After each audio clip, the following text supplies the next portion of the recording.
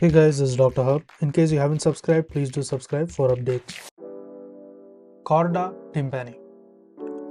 So what is chorda tympani? Here, the branch of the vertical segment or the fourth branch of the facial nerve. So this branch of the vertical segment or the fourth part of the facial nerve. So this is the supply. Next, it gives out branches in the posterior wall of the middle ear. So it gives branches in the posterior wall, and this is of the middle ear. Now let's look at the course and the supply. So course is, it runs obliquely to the posterior wall. So it is oblique to the posterior wall, and it enters the middle ear. And it enters the mid-ear. So it enters the middle ear and it's medial to the tympanic membrane.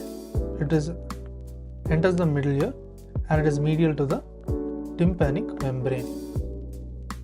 Then what it does is it travels posterior to anterior. So the traveling is from posterior to the anterior and between the malleolus and incus. So it is between the malleus and the incus. Next is it leaves the middle ear at the petrotympanic fissure. At the petrotympanic fissure. So it leaves at the petrotympanic fissure or the canal of the Hugh or the canal.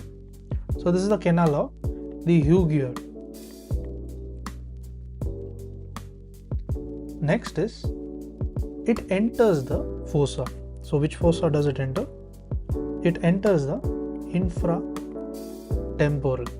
So it enters the infratemporal fossa. Next is it joins the lingual nerve and relays in the submandibular ganglion. So next what it does, it joins the lingual nerve. So it will join the lingual nerve and it joins the lingual nerve and as well as it relays in the submandibular ganglion.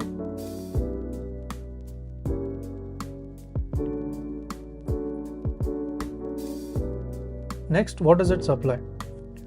So supply will be by, it carries a taste sensation for the anterior two-thirds of the tongue. So anterior two-thirds of the tongue, what it supplies, it carries taste.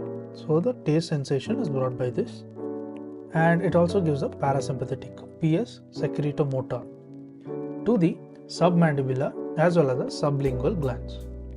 So to the submandibular as well as the sublingual glands.